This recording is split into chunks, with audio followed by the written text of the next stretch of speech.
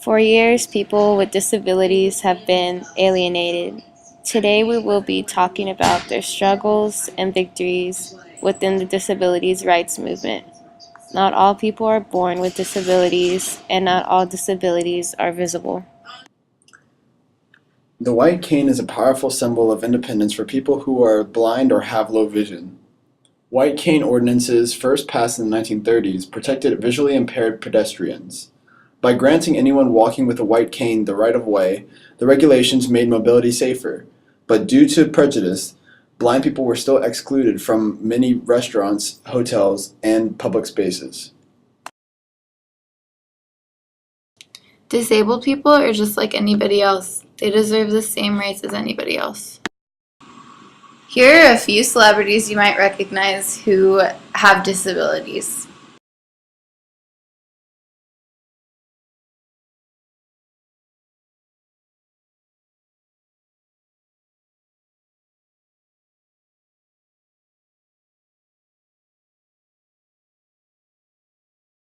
Soldiers came back from the war in Vietnam, missing limbs, suffering from PTSD, and dealing with the unforeseen side effects of Agent Orange.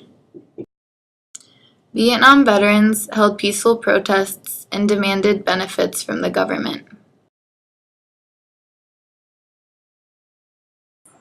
Vietnam veterans came home and faced a lot of criticism, and they were suffering from many hardships from their time in the war. Those exposed to Agent Orange received benefits from the government because Agent Orange causes stillbirths, birth defects, and other horrible side effects.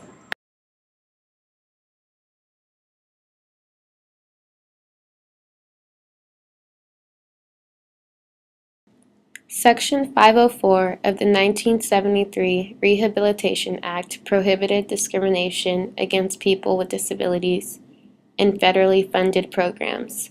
Shortly after, Ford's administration drafted the regulation, while the Carter administration delayed their implementation.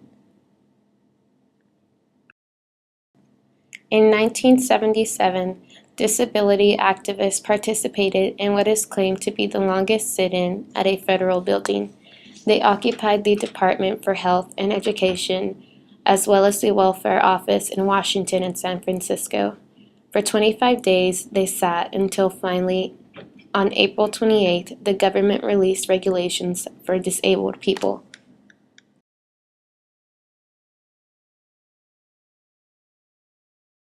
In 1975, the Education for All Handicapped Children Act passed. Before this act passed, only 1 out of 5 children with disabilities were accommodated by public schools. Until then, many children with disabilities were not allowed to attend public schools. Many of them lived in state institutions where they got limited care and almost no education. 3 million were attending public school but were segregated from other students and were basically ignored.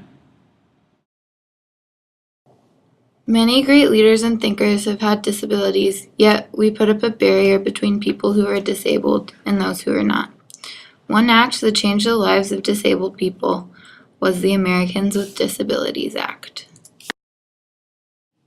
In 1990, President George Bush Sr. signed the Americans with Disabilities Act, which prohibited discrimination against people with disabilities. Discrimination against a disabled person is illegal in employment, transportation, public accommodations, communications, and government activities under this act. And now I sign legislation which takes a sledgehammer to another wall, one which has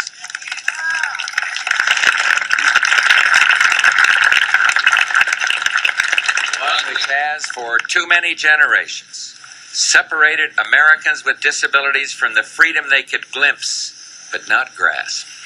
And once again we rejoice as this barrier falls, proclaiming together, we will not accept, we will not excuse, we will not tolerate discrimination in America. This act, among other things, made wheelchair ramps in public places such as schools mandatory. The Individuals with Disabilities Education Act, also known as the IDEA, is a law ensuring services to children with disabilities throughout the nation.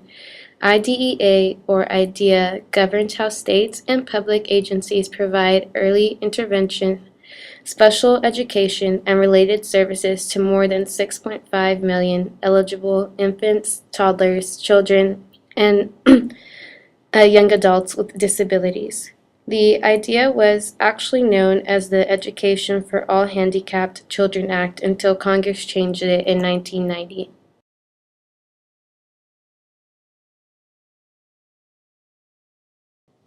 People with disabilities have been energized by the struggles of African Americans. Both groups have confronted numerous stereotypes in their quest for equality, inclusion in public affairs, and sometimes the right simply to live. The Special Olympics derives from Camp Shriver, which was founded by Eunice Shriver, JFK's sister. Their sister, Rosemary, was born with a mental disability and was kept in the shadows for most of her life. Her father had Rosemary undergo a lobotomy, and she was left permanently incapacitated after. This event was the inspiration for the Special Olympics, a place people could go to have fun and be themselves with no judgment. The first official Special Olympics was held in 1968 at Soldier Field in Chicago with 1,500 participants and has grown to 4.4 million participants across 170 countries.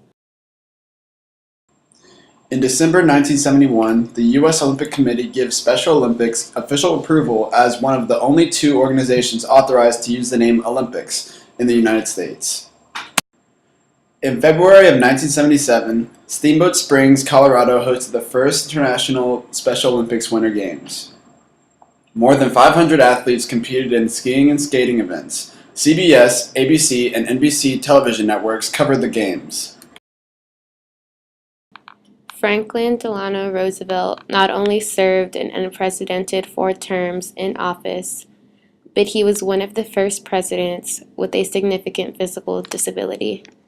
FDR had polio, a virus that could cause paralysis and, in more severe cases, death. A couple of things that could help fight polio, just like any other disease, was to maintain a good emotional and physical health in order to have a healthy immune system. After hearing this, Roosevelt admitted that his workload had been far too huge these past couple of years, causing unbelievable stress, eventually weakening his immune system. At this time, polio had no known cure. After this, his main focus had shifted from politics to recovery. Americans were not shaken by his disability. More citizens were sympathetic to his condition rather than embarrassed. Fueled by America's good cheer and acceptance, FDR gained more confidence in his political career. Not only this, but he was also looked at as an inspiration for those with disabilities because he continued to fight and didn't let his disability stop him.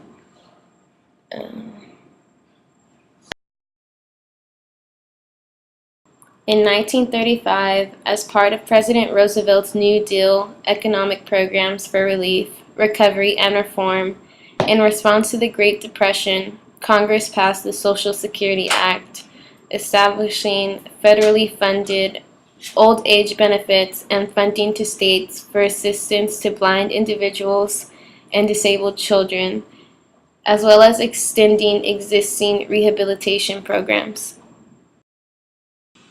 In 2014, Obama signed the Achieving Better Life Experience Act, or the ABLE Act, which allows people with disabilities to open tax-free savings accounts where they can amass more than $2,000 without losing government benefits. Funds in the account can be used to pay for education, healthcare, transportation, housing, or other expenses. $14,000 can be deposited annually without losing government benefits, and accounts will be opened in late 2015. In December of 2011, President Obama and the U.S. Labor Department issued a proposed rule that would require federal contractors to set goals that 7% of their workforces be individuals with disabilities. The proposed rule would implement Section 503 of the Rehabilitation Act of 1973, which requires federal contractors to promote employment opportunity for people with disabilities. Although Section 503 was enacted almost 40 years ago, it has never been enforced or clarified to the extent necessary, requiring employers only to make a good faith effort to hire people with disabilities. In the 1970s and 1980s, a growing population of consumers with mobility impairments fueled demand for wheelchairs and scooters to match their active lives. Activists successfully lobbied for laws that required curb cuts, ramps, and buses with wheelchair lifts. The Quickie wheelchair was one of the first ultralight designs which revolutionized mobility for chair users in the early 1980s. Before this design, wheelchairs were intended primarily for use inside homes and hospitals, and they required assistance. Their weight and bulk quickly tired the user. The telecaptioner, which began appearing by about 1980, was used for adding closed captioning for television programs. In 1988, students and alumni of Gallaudet University, a deaf school, defied their board of trustees to force the hiring of a deaf person as their president.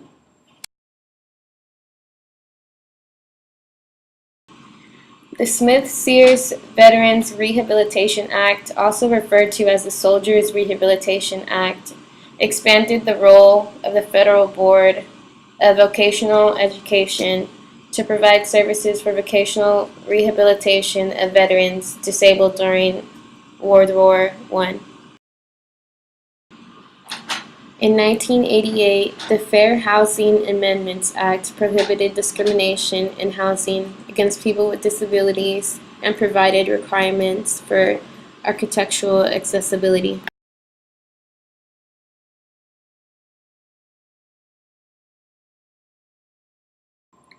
During the 1980s, advocates across our country pushed for legislation to protect the rights of people with disabilities.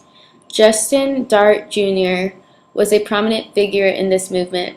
President Reagan appointed him vice chair of the National Council on Disability in 1981.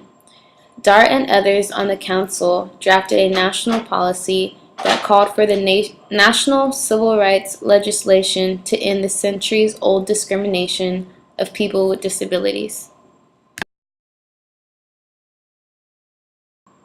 On July 25, 1995, for the 5th anniversary of passage of the ADA, the American Association of People with Disabilities, AAPD, was launched to unite the diverse community of people with disabilities, including our families, friends, and supporters, and to be a national voice for change in implementing the goals of the Americans with Disabilities Act. As you can see, the disability rights movement has not been a smooth and easy road. There have been many hurdles and obstacles in the way of equality for the disabled, and there are still many more to overcome. The disabled community are very resilient and have so many people supporting them. Together, we can achieve their goals.